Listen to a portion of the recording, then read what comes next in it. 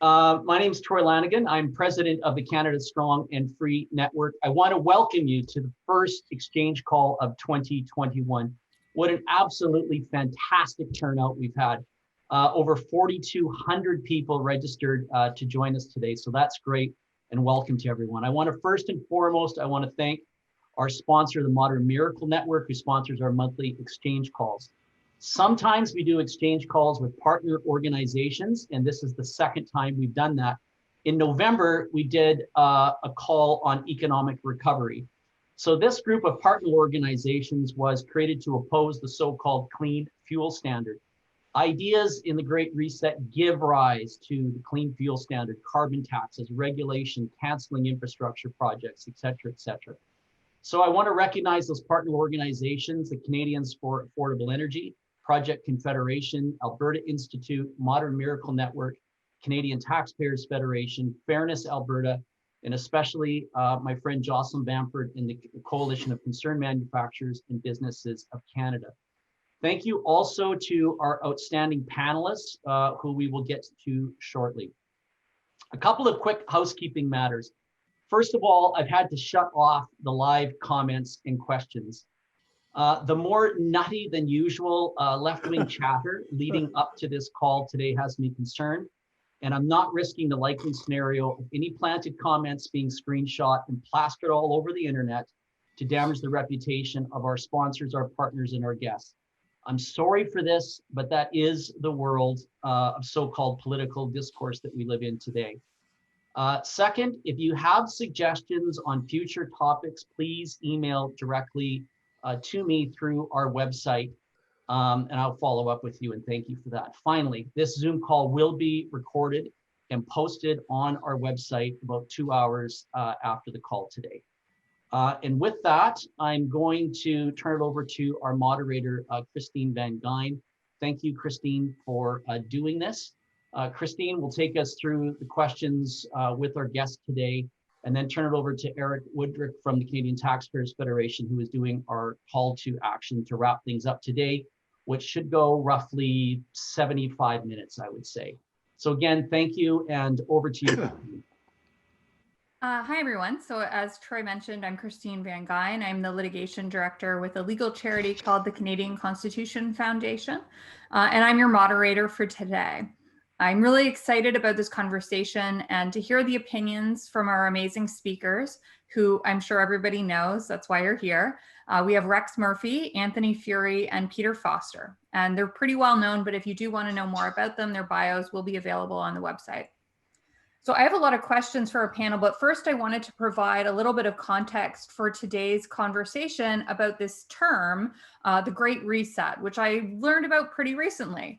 And there has been a lot of talk about this term. It's pretty new, and there's been some allegations that it's some sort of crazy conspiracy theory about world domination that only Twitter trolls and alt-right fools believe. Now, I don't go in for conspiracies at all. And I have to say that I'm surprised that the term, the Great Reset, is being framed that way. I'll start by saying that there's no global plot. Our political leaders are not conspiring in back rooms to come up with a plan for world domination. They're frankly not competent enough. So that is not what we're talking about today. That isn't real. But what is the Great Reset? It is a term that has been widely used. And the idea behind it is about rebuilding society in what's being called a sustainable way following the COVID-19 pandemic. In my view, it's just a new buzzword for politicians and world leaders who are pushing an old and long-standing agenda when they believe they have an opportunity. And this shouldn't be surprising. Anytime there's a crisis, somebody comes up with a new buzzword for old ideas and tries to push their existing pet projects. Now, the head of the World Economic Forum, Klaus Schwab, wrote a book called The Great Reset. This is sort of where the term has been used the most widely by the World Economic Forum. That book provides the perfect focal point for this conversation. Troy gave me a copy of the book, which I read. I have to admit, I didn't really like it. I'd put it as one of the worst books I read this year. And I did read the Meghan Markle book as well. So it's good for you. You have a strong mind. So some of the ideas that are outlined in the book but the idea is rebuilding better after COVID-19. And those ideas include changes to the nature of market economies, wealth redistribution, expanding the role of government and social programs, expanding financial regulation, changes to the nature of labor markets, and rolling back globalization. But at the heart, the Great Reset is actually about climate change. So in the book, there's a graphic that shows the interconnectedness of all the challenges we face as a species and civilization. And the graphic is a web with climate change at the heart, connected to every other problem in the world. Now, a lot of us didn't like these ideas before COVID, and we don't like them now or as part of the rebuilding effort. And that is a valid and important criticism of the ideas that are captured under the umbrella of the term, the Great Reset. Now, criticizing these ideas doesn't mean that I or any of us here falsely believe there's some type of plot for world domination. But I would say that politicians are selfish enough to put their own ambitions and pet projects first. And it grates on me and many others that in the middle of a pandemic, our political leaders are talking about issues that seem totally unconnected to the virus. We're dealing with the real-time fallout of the COVID crisis in action. We're living with the fear of becoming ill, losing a loved one, mourning those who have died, lack of access to vaccines, job losses, bankruptcies, mounting debt, and an economy that is being utterly destroyed. And we don't want to hear our political leaders talking about using a crisis that they have failed to manage to push their own pet projects. For example, the Canadian carbon tax. So with that, I would like to turn to my panel with some questions. And the first one I'd like to throw out is, without a doubt, COVID has created economic and societal upheaval. So should we be surprised that in the middle of that upheaval, these longstanding ideas persist and are being pushed? Where do you want to go? Let's start with Anthony for that one. I have a different question for you, Rex. All right, sounds good. Great to be here, everyone. And thanks for that question, Christine. And it's not really surprising at all, just because of the phrase that, in crisis, there is opportunity. And I think you really summed it up well when you're describing what this issue, what this agenda is, what it is not. And when you describe what is basically more centralization of more aspects of our lives, and also more of those decisions being made via levels of government that are further and further away from our daily lives. There's this thing called the subsidiarity principle, which says decisions should be made at the most local level by your local city councilor or what have you, or school trustee or whatever, unless it must be made at that higher level. Then you take it up to that higher level. We've kind of flipped it around. Things are getting more and more out of the hands of the regular person. And the way you tee it up, Christine, this more centralization, what's kind of funny is, to me, the Great Reset is really about, or the big problem with it, is that it's ignoring the key lessons of the 20th century while simultaneously seeking to erase its gains of that century. And what I mean by that, the phrase "the Great Reset," I mean, heavens, it sounds like Mao's Great Leap Forward, or it sounds like one of those 5-year planning things that Stalin came up with, and those didn't end too well. And I think if you ask those guys, how do you pitch this? They'd pitch in quite rosy ways about bringing out, all these great results and so forth. But we saw what happened with all of that, and that was all about subsuming the individual for some great agenda, the great this, the great that I think really suppressed, the individual. And what we have here is very interesting that this is happening now with the pandemic, because we're told we have an issue with hospital capacity and long-term care facilities, which we do. And then we're told there are people on high who say, if we shut down the ski hills in Ontario, that solves this problem. And that kind of reminds you of, in some respects, you've heard from Soviet planning when they say, okay, well, this small town that I've never been to before, they need 8 bushels of grain. And then 2 weeks later, you go, oh, sir, that town's starved. Oh, oops, so I guess I got that calculation wrong. And I think the lessons that we learned, that I learned in university where I studied history, is that, yeah, these things don't actually really work. And at least we got away from that. And in later decades, people all across the world, or at least in the Western world and other jurisdictions, were able to benefit from us learning those lessons did not work. Those things did not work, and that's why we had to move in other directions. And I really worry, and I know a lot of people on this call are probably familiar with frustrations with the education system in North America. I really worry that we are, in the way the Great Reset is being discussed and promoted by some individuals, we are failing to learn the lessons of the past. Yeah, absolutely. I want to follow up on something that you said there. First, it is interesting, the similarities in some of the terms. And I think that the World Economic Forum, who has coined this term, put out a video a few days ago, kind of admitting that, maybe the language around the term the Great Reset hasn't gone over very well. It obviously has not. Yeah. But kind of reframing the ideas in the way that you expressed that these are the hopeful ideas of the left. From our perspective, or at least from my perspective, these are ideas I didn't always like. But I want to follow up on what you had mentioned there about the tide of collectivism versus individualism. And maybe I'll turn to Rex for this question. But so one of the themes that we've heard after this pandemic is, or during it, is that there's no such thing as a libertarian in a pandemic. And there is a strong voice in the public that there's collective action that's required to solve this. So is support for expanded government an inevitable consequence of COVID? And how does individualism, as we view it, stand against the tide of collectivism, especially when some may be necessary to solve this problem? Well, in my case, getting out of bed is a collective project. No, I don't buy any of this at all. I'm going to go back first before I go specifically to what you asked. I want to talk about the term. The Great Reset, well, we're going to have a mediocre reset, or we'll have a reset that doesn't know anything, or we'll have a negative reset. It's such a trite piece of English, just to begin with, and an attempt to plaster some sort of vacuous Coke is it label on some fantastical projections, obviously by the elites that congregate in mountain resorts and have their vast meetings either for global warming or at Davos or anywhere else. And in my mind, it's also hinged very directly. You can hear it from the Prime Minister of Britain. You can hear it from the person who thinks he's Prime Minister of Canada. You can hear it from Mr. Biden, that we're going to build back better. Well, once again, I'd question that. No one was suggesting that we should build back worse, or we build back the same way. They're so trite that they should be laughed at just from the beginning. The real scourge here, and Mr. Fiore has put it on, is the extreme cynical.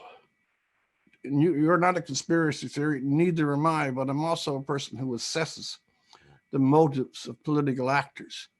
And the idea that we take probably the most savage attack on the world's economy since 1945, and the tumult of anxieties and worries that attend a pandemic, and then spuriously, meretriciously attempt to yoke that into a predetermined agenda that existed long before COVID, the global warming enterprise, or call it what you will, it is the fanatical dedication to an apocalyptic idea. It's millenarian in the worst sense of that term. And those who are obsessed by it have no conscience. They're willing to take the great national and international tragedy of a vast pandemic, and if by some ways they can weld it to their already predetermined and, in my judgment, absolutely false agenda. You see, to go particularly to your question, they attempt to suggest that the cooperation that is necessary during a global pandemic, that's an imposed cooperation. You can't have one country, separated from another country and not sharing information. This is a forced collective action. But in terms of individual economies and individual priorities, the priorities, for example, in our own country, the priorities of industry on the East Coast are not the same as the priorities of industry on the West Coast. Those of Ontario and Quebec are not those of the West. But under this Great Reset, or under its streaming banner and extremely thin rhetoric, We're now being presented with the idea that the politicians think this is the moment to leap.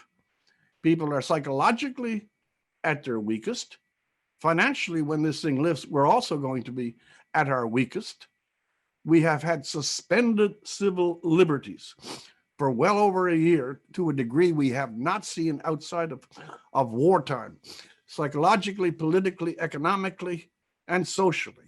If there's a moment to slip through an agenda that could not face an ordinary election, this is it. No one is libertarian in times of crisis.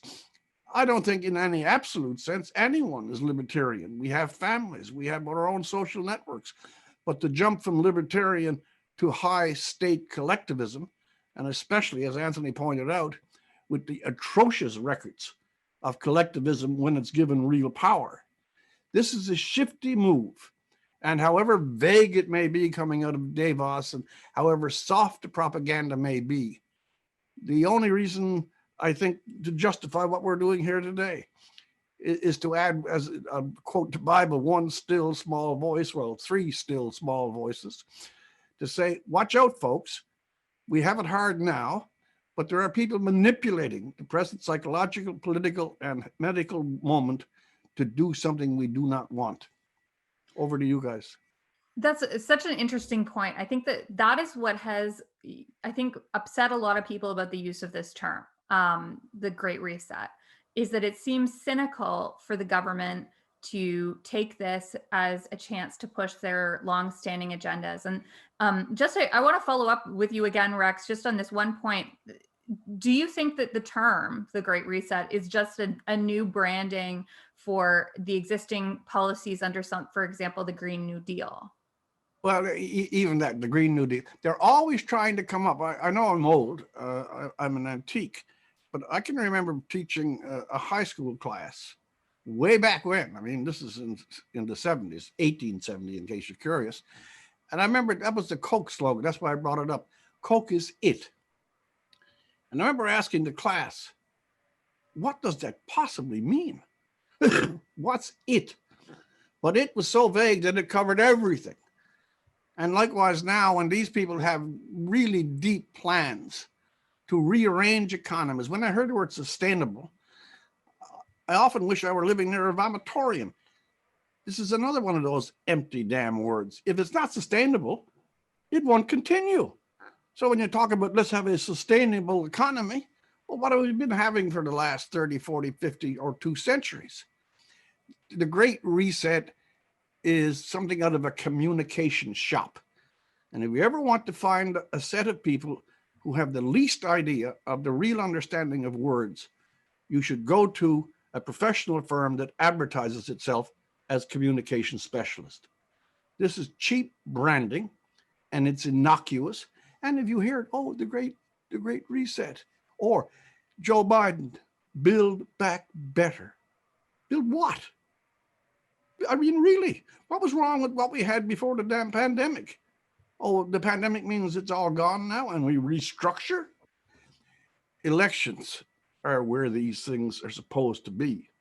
But in the current weakness, this is another point I should stress for Canada.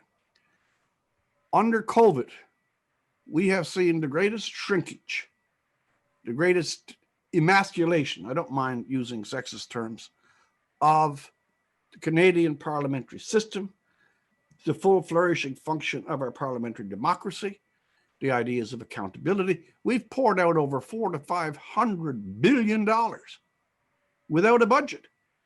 This should tell you what it is when people decide to take advantage of a crisis. And then in the middle of our biggest crisis, we suspend the only instrument of examination, accountability, and parliamentary governance. What will they do if they get some pass to bring on this? This agenda has been around since the WTO riots of 1998. It's the same thing over and over and over, always putting on a new cheap jacket. And the jacket this time is the Great Reset. It's like a line out of a bad B movie. Thanks, Rex. Okay, Peter, I want to follow up on some of those points. to talk about, the ideas of the Great Reset may not be new, but the pandemic has demonstrated something about the willingness of citizens to comply with really significant restrictions on our freedoms in the name of necessity. So should we be concerned that the current intrusions into our freedoms and the expanded role of the state is setting a precedent for other limits and intrusions on the basis Absolutely. of other emergencies, for example, a climate emergency? Or is this COVID just a temporary phenomenon? And that's for Peter. Well, yes, we hope it's a temporary phenomenon. But there's no connection really between, there is no climate crisis for a start. So it's ridiculous to try and link COVID to it and suggest that COVID is a reason that since we had to be locked down because of a pandemic, we should be locked down because of a non-existent crisis. I wanted to follow up on something Rex said about the fact that we should take these people not terribly seriously. I've been making fun of Klaus Schwab for 20 years, and it strikes me, he reminds me very much of Dr. Evil, the Austin Powers movie, who in turn is based on a nemesis of James Bond. I mean, it's very difficult to take. I'm not sure if Schwab has a white cat, but anyway, he's been spouting exactly the same thing for several decades. But if we really want to know the origin of this, we have to go back further than Rex to a figure that called Maurice Strong. Yeah. Strong was the man who rode the wave of environmentalism from the late 60s on, and was absolutely critical in setting this agenda. He ran the first great environmental conference, UN Environmental Conference in 1972. And then he set up the United Nations Environment Program and became its first head. If you look at sustainable finance and sustainable development, you will find United Nations Environment Program at the heart of it, and also the climate scare, because the United Nations Environment is one of the parents of the Intergovernmental Panel on Climate Change, which is where climate science is cooked. Strong fed money to non-governmental organizations who are the stormtroopers of his agenda. He accessed money from giant foundations like the Rockefellers. He co-opted business via the World Business Council on Sustainable Development. And thus he is in many ways responsible for this vast and growing group of non-governmental organizations and non-governmental forums like the World Economic Forum. And he was in fact Schwab's mentor, and he is a former chairman of the World Economic Forum.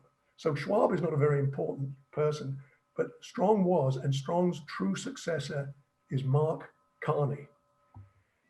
Carney is now meant to be the informal advisor to Justin Trudeau on economic recovery. This is almost satirical because this man wants to close down our most important industry. So anyway, I can say more about that, but back to you, Christine. Yeah, so one of the things that I thought was interesting about this, the consequence of the pandemic is, considering the severity of the lockdowns we've been living with, reductions in global carbon dioxide emissions didn't fall as significantly as we might have expected. The International Energy Agency estimated that last year emissions would fall by about 8%. And that's not significant when you consider how much of our lives had to change. And it seems to suggest that some of the small actions like driving our cars to and from work or not flying on vacations actually make very little impact. Yet these are driving the policy initiatives for leaders like Justin Trudeau, and they're being pushed still as part of these ideas of the Great Reset. So instead of recognizing that policies like carbon taxes enrich governments at the expense of the entire population, our Prime Minister is doubling down on that policy and using this crisis as an opportunity to push it. So Anthony, how do we push back against things like this? How do we push back against policies that we're actually seeing fail in front of our eyes? I'll try to give the best answer I can, but I defer to Peter Foster as being the expert on the data and this issue. I will say, though, the more you listen to the Prime Minister speak about not just the climate issues in particular, but his entire agenda, usually when he's listing the things he wants to do, he'll put the phrase greener first, or climate this or climate that. It's always mentioned, and it's usually the first item. So I think we've learned, I'm not too sure how this came to be, for Justin Trudeau in particular, but we don't have a prime minister who is interested in climate activism. We have a climate activist who has by chance become prime minister. Exactly. I think that's kind of the situation we're in now, because this seems to be his driving passion. And to your point about how we deal with these things, I mean, to your point about, you know, what does and doesn't have an effect on various emissions, I think the main thing that a lot of Canadians should know, and many listening in may know this, but most people in Canada do not know this, is that emissions in Canada are not increasing. They've been flat for about 20 years at 720 megatons per year, give or take. And that Canadians per capita emissions, they're actually going down by quite a lot over the past 20 years. It's like gone down by about 20% per person. It's just because the population is growing through immigration and having children and whatnot, that we do technically have that stagnant rate as opposed to a declining rate. So, and by the way, that's brought about by energy efficiency. It's not believed to be caused by all these central planning, heavy-handed things that are happening. And a lot of Canadians, all Canadians should know that when the US pulled out of the Paris climate deal, they said, well, we're still going to be the greenest country there is, or whatever language they used, and their emissions sure enough went down after that. So I think if one wants to talk about being a responsible steward for the environment and the things you can do, if you're a business leader who wants to decrease the inputs into your product, and that sounds like that makes good business sense, so I know they're doing it. And look, we know private corporations are putting way more logically sound R&D into this issue than these sort of quick government press releases that they're sending out. By all means, you know, do what you want on this issue. And if the prime minister wants to plant 2 billion trees, there's multiple benefits to that. So I support it. But the idea that we need to say, oh, we're missing our Paris targets, as if this voluntary deal we've signed up to is some sort of gun to our heads, and that if we don't do it, we must self-flagellate and punish working class Canadians is bogus. I think it's kind of malicious, and it's not consistent with the facts. Peter, did you want to follow up on any of that? Well, the point you mentioned originally about the fact that the emissions were down by 8%. That was the estimate for the year. Yes, yeah. What the estimate was. I don't know what the final number has been. But according to the UN, we need to reduce emissions 8% each year for the next 10 years, so that by 2030, we're operating under the stress of 10 simultaneous COVID crises. Does that sound very attractive? Of course, it's absolutely ridiculous. It's impossible. And I'm always amazed by an organization called the International Energy Agency, which is a shill for, you know, climate alarmism and so on. But unfortunately, it has to make projections of what is really going to happen to energy. And according to the IEA, none of this is going to happen. Every year they tell us that solar is going gangbusters. And I remember I asked them last year what the total proportion of solar was in primary energy demand. And they rounded the figure as it was down. And the figure was 0%. It was actually 0.4%, but they rounded it down for me. And yet we are told that solar is the way of the future, when solar is unreliable, inflexible, disruptive to systems. And that's the idea that we can be relying on wind and solar, which is, and the same of course applies to wind, is utterly ridiculous. Yeah, so it's totally true that in the past year, we've changed our lives so dramatically that to expect this kind of, it's unsustainable. If the goal is to reduce by more than what has been reduced globally every year, I mean, it's almost anti-human being. You know, I remember seeing at the beginning of the pandemic, these posts online, you know, we are the virus and nature is healing. And I don't know if you guys saw things like that. But the whole concept to me is very anti-development and almost anti-human being. And it goes against the way people want to live their lives. And I know that I assume that our friends on the left don't view it this way, but development from my point of view is necessary to improve human quality of life. So Rex, do you have anything to say on that about why their solutions are so different from ours and why we see them as so damaging and they don't? Well, I'll pick up on something that Anthony said, and I'm glad he said it, and I just wish that it had a deeper currency among the citizenry when he points out that ours is not a prime minister that has a policy. Ours is a prime minister that on the green game is an activist. I've scribbled it for what that's worth. I've long tried to tag the current government. It's liberal, yeah, but it's green liberal. It's greener than the NDP. And if it were possible to store more chlorophyll into the greens, it's as least green as they are. And the one thing that does not, and this is where I'm picking up on Anthony, one thing that Mr. Trudeau does not walk away from ever is this fascination that somehow this country, Canada, holds, I don't know, some key to the success of stopping what he regards as apocalyptic global warming. It's not only illogical, it's ridiculous. The idea that we have China's and India's and Russia's and America's and Europe's, all of which are exponentially more powerful in terms of the issue we're talking about. And in the case of China, certainly the largest by far exponentially. And that Canada, and in particular, shrink it down to Fort McMurray, if we stop the TMX pipeline, then, the world will be saved. The obsession is worrisome, but it also means that the powers of mind that should be applied to real problems, that should be applied, we were talking about local and global, that should be applied in this present moment, are being ignored.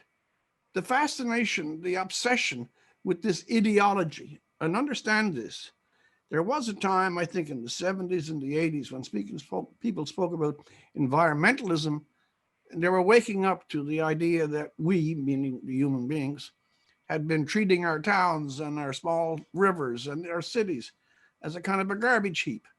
And we were doing something of the same with the air. But we woke up to that, and you had the cleanup programs, and you had the moving all the dirty stuff out of towns. People became genuinely and praiseworthily sensitive to, let's live like decent people. In the case of the highest environmentalist, however, and you hit on this, at the beginning of COVID, there were not a few high environmentalists going online saying that Mother Nature is mad at us, and Mother Nature is now turning the stern back of her hand on the human race for what they're doing. I dare say Greta went off to some Apollo shrine in Greece to get the latest instructions on this. There is something this is going right to your question. There is something in a totalitarian ideology like green that wishes to rule everything. What's wider than the environment? The environment literally is every other thing but you.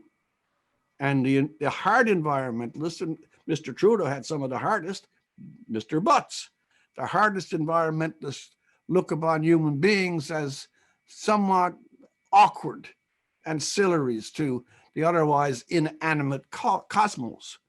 But how it burns so deeply into the minds of people that you have them running around deciding what color clothing to wear to reduce their carbon footprint, or getting $15,000 to buy some damn Lexus because it's hybrid.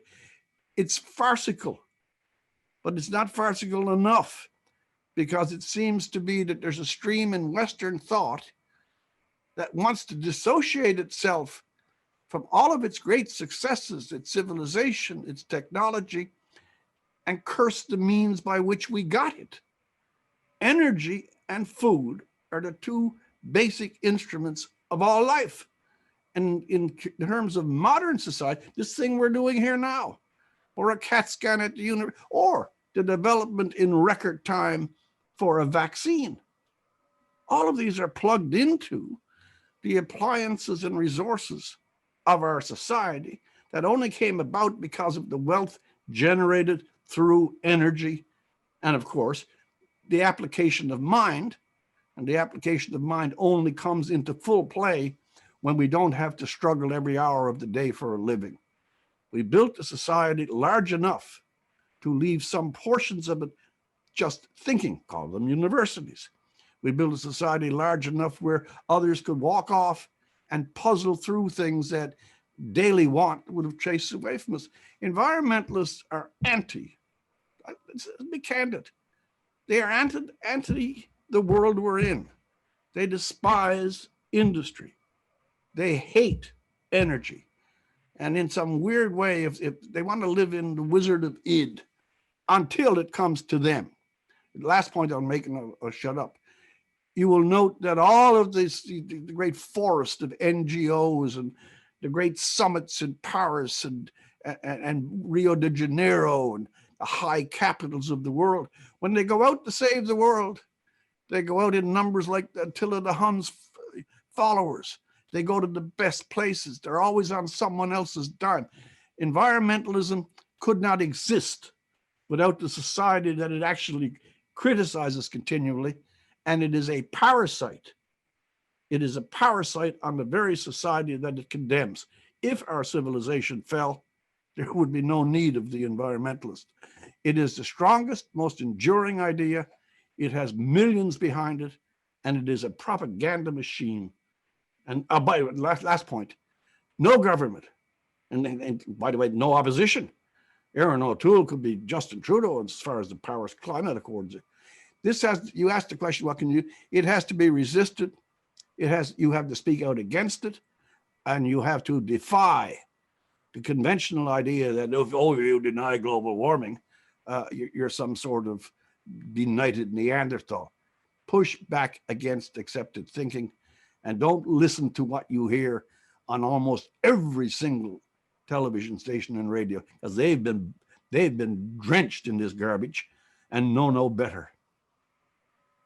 So actually, it's interesting you make some of these points, because in the book, The Great Reset by Klaus Schwab, he talks about the idea that economic growth isn't inherently good. That we have some type of obsession or fetish, like a market fetish, and desire for growth. Economic growth and has lifted hundreds of millions of people out of poverty across the world. Does he cut his paycheck 10% every year? I mean, he doesn't say he wants no negative growth. He doesn't say he doesn't want negative growth for him or the UN or any of those international associations. They're fatter than the Gadarene swine. But just the idea to me that to say economic growth is a fetish and that it's a bad thing, it would cause so much harm to so many people who have benefited from economic growth. So Anthony, I want to ask you your opinion on this and how you push back against an idea that just seems so inherently and common sense wrong. Well, I want to pick up on two things Rex said. One thing very profound about putting the power of mind applied to real problems, because one thing, Christine, that I found is that the past, and I'm getting more of it every week, by the week, by the day, I'm getting emails from people who are very serious people, engineers, business executives, these long emails where they're running the numbers on what's going on with the pandemic in terms of the various rates of this, that, and the other, and running the numbers on ICU numbers and fatality rates and all this sort of stuff. And it is a very detailed stuff. And these are very bright minds and top level people. And they're saying a lot of this, doesn't add up, or I would do it differently this way or that way and so forth. And you realize we're quite blessed to live in this 21st century situation where we do have so many great accomplished people around us, and we're not putting them into service to deal with the biggest problem that we have faced, at least in my lifetime. What on earth is going on? For years, I heard about how we're living in the age now of analytics and big data, and there's all these big firms and they're charging tons of money to micro-target someone to sell them a shampoo or what have you, but we can't micro-target our response to this, which is, putting our civil liberties up in total on hold and causing so many harms that are not being discussed as much as they should. And I think it's really shameful that we haven't really broadened the conversation, both for this, and it doesn't bode well for talking about, these other issues that people want to bring into the mix. And to add to that, Rex previously spoke about elections, how the stuff that we're doing right now hasn't been approved, by anybody. And look, basic technical questions of genome sequencing, or how many specialists or how many nurses are required in a shift to staff an ICU ward. I don't know those things. I'm not going to pretend I have the answers to those questions. Those are specialty questions. But when we get into these broader questions about, for instance, there are many jurisdictions in North America that have schools open right now, many that have schools closed right now. That is clearly a whole of society conversation to be had right now. And that you would cede that conversation to just one or two particular individuals, generally people who are not even elected people, we have a problem right now. And we're not, one thing that I know a lot of people in Canada are frustrated with right now is we're not even talking this out. I think this event we're doing right now is fantastic. And I'm sure a lot of people have not been able to even participate in a conversation like this since March. Brian Lilly and I did a video on YouTube and we were debating various issues. And I was shocked by the response to just so many people emailing me about it and talking to me about it and everything. But why are people like, thanks, I'm glad there's the clicks on it. Why are so many people talking about it? And I realized because there hasn't been conversation or debate since March. You're just not allowed. The biggest thing that has happened to many of us in our lifetimes, we're not allowed to fully just hash out. And I think that's a real problem, and it doesn't bode well for future issues and future conversations. Can I jump in on just that one point? On just that one point?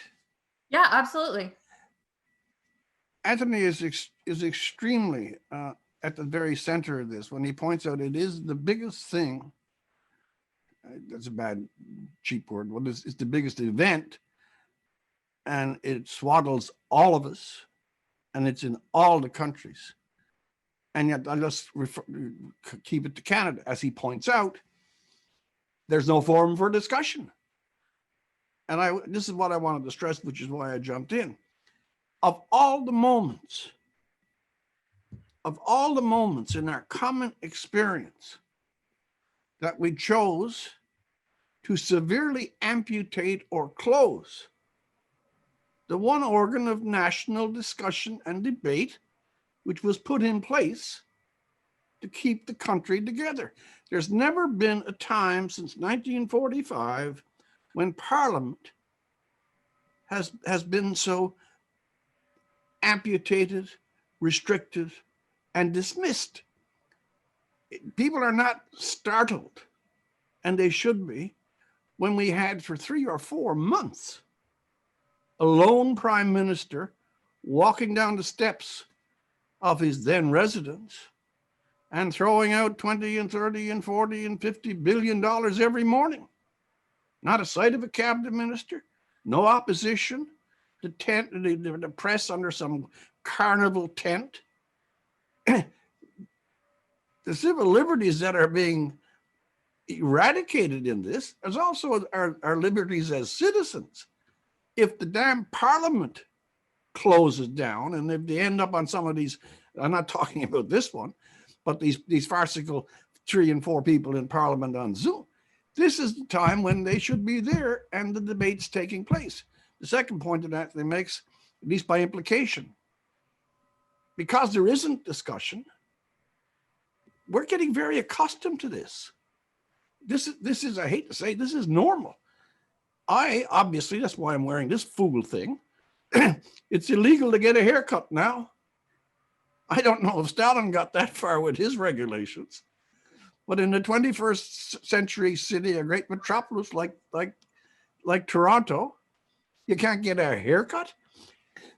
We should worry very, very much that government, having tasted the license of non-accountability, non-attendance in the Commons, and passing regulations at will become very comfortable with that, and that they have seen a population more or less either, as Anthony says, cut out from the discussion, or somehow or other too anxious to get in. And I'm sorry to have jumped in.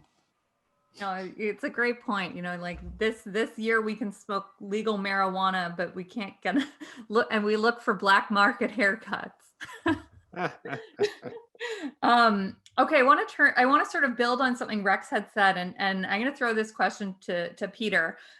This is about the expanding role of government in this crisis. So we know that in times of crisis, governments tend to expand their power, and we saw, you know, this isn't new. The World War I led to the creation of the federal income tax. World War II led to its expansion, and we've seen the role of government expand after 9/11. And anytime there's a crisis, the scope of the state expands, and we often do not see that rolled back. I mean, I still pay income tax. That never went away. So how hard is it going to be to push back against the expansion that COVID is creating, including things like expanded EI, support programs for business, calls for expanded role of government into healthcare, for example, like taking over long-term care homes.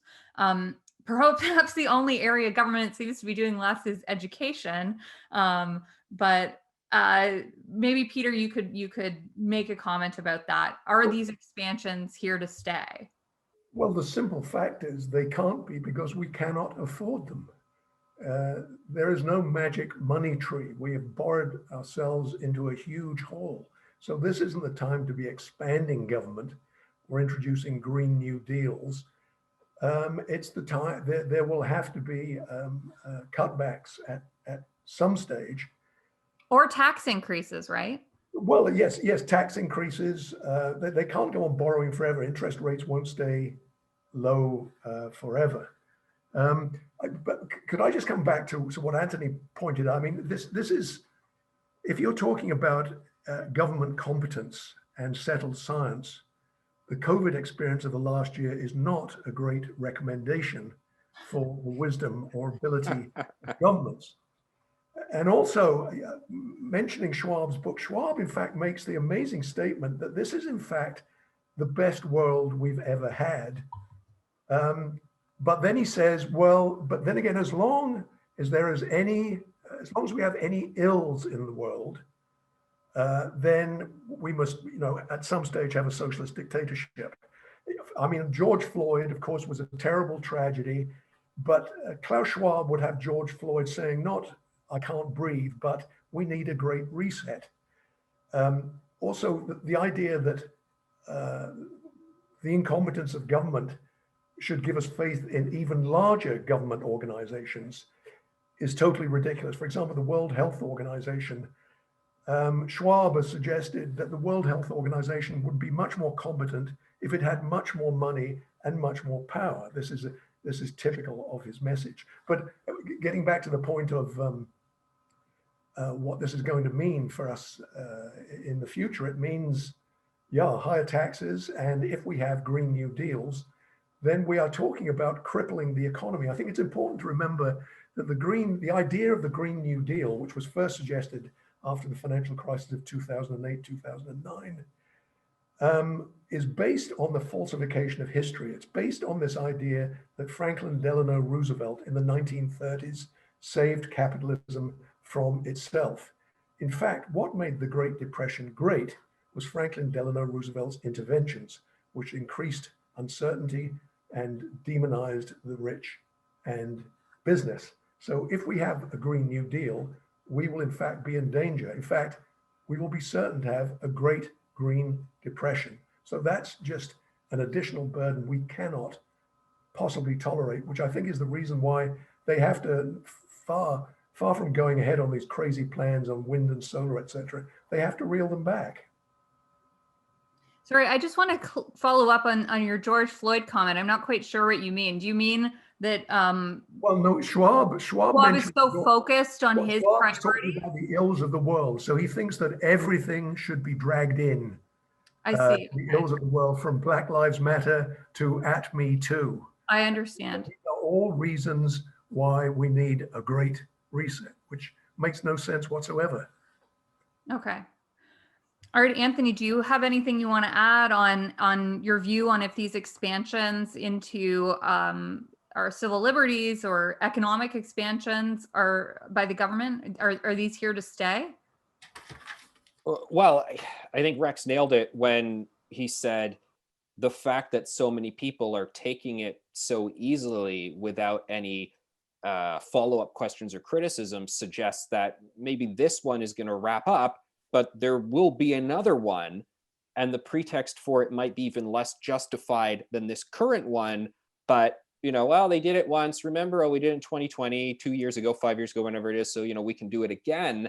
I mean, back in March, we weren't sure what was going on, and we thought maybe we had a mass death scenario on our hands, which was why, okay, everybody go away and nobody come out of their houses for 4 weeks, 6 weeks, whatever. And then thankfully, we developed evidence and the data and the treatments, the therapeutics to deal with the virus came along. Things have vastly improved. And this isn't me randomly saying this. I've been privileged to speak with ICU docs who are treating COVID patients on the ground. They all say, well, we're kind of dealing with this now, and we just have an acute problem in a few places like long-term care and a few other areas and so forth, which really lends one to ask, is what we're doing right now entirely justified in terms of all these civil liberties restrictions that we have? And make no doubt about it, we are living in an authoritarian state right now. The question is just, to what degree do you believe it's necessary? How long do you think it should last for? Which element of it do you endorse and not endorse? And it's very frustrating.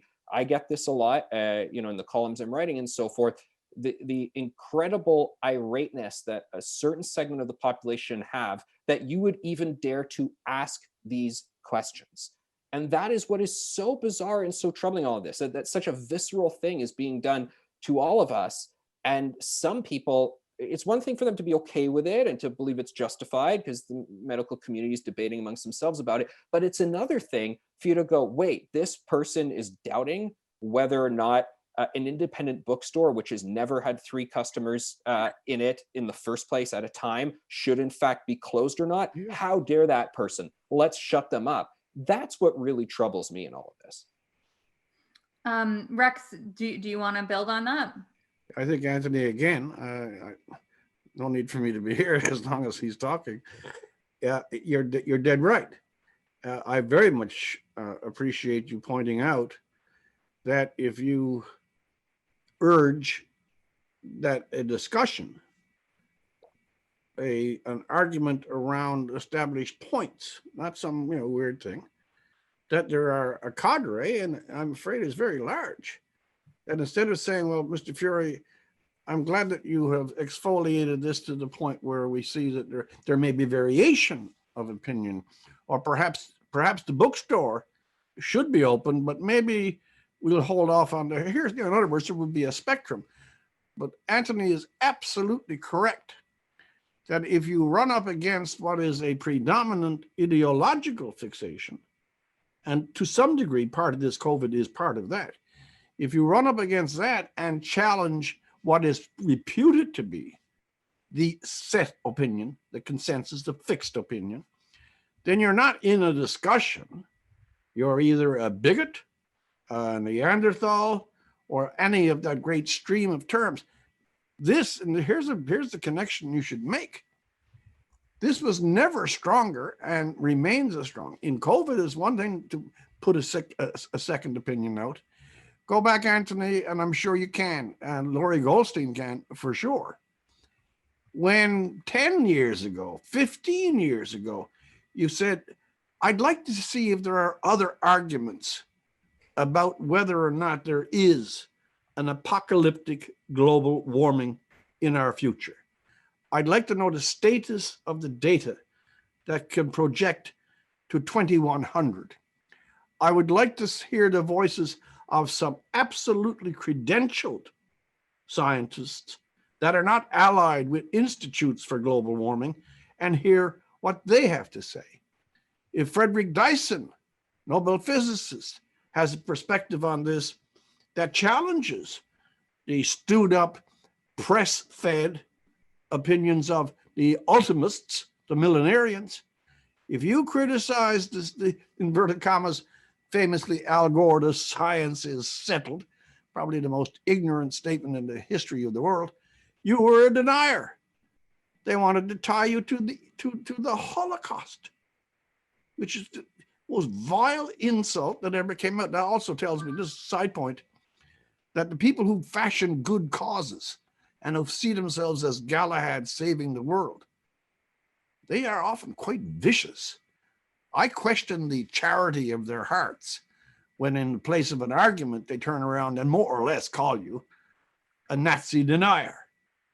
We don't have these discussions, Anthony, for 2 or 3 reasons. One is the tremendous shout back from the radical or rabid crowd, but there's even a bigger reason and one more to worry. And this perhaps is a small break in the dam, that people who are not political as such, who are only political in a small way, they have over the years watched the global warming debate, or they've watched the Israel debate, or they've watched other debates. And they've come to see that these things get so nasty, get so personal, in the present moment, even to the point of losing jobs. A lot of the citizens of the developed democracies have adopted a social code that it's better to shut up, be silent, not challenge the person in your office who continually lets go his or her opinions because they're right. And if you disagree with that set of opinions, frequently sexual, ethnic, economic, and green, somehow you're a non-citizen. We've got to throw off this self-imposed blanket on what we say and what we think. And there's no bigger moment, and there's no more critical one than the one we're at now, where the COVID is winding down and governments and institutions and NGOs and environmental associations are going to attempt to yoke the atmosphere and the policies and the government oversight that fitted a pandemic to ramming through an agenda that less than 1/3 of the population has even heard of and even less approve of. Thanks so much. We've only got about 2 minutes left, and I just want to ask one closing question of everyone. Let's do Peter, Anthony, and then Rex. And what I want to ask each of you is, one thing we all probably agree with Klaus Schwab about is that we do need to rebuild. I think that that's not even a debate.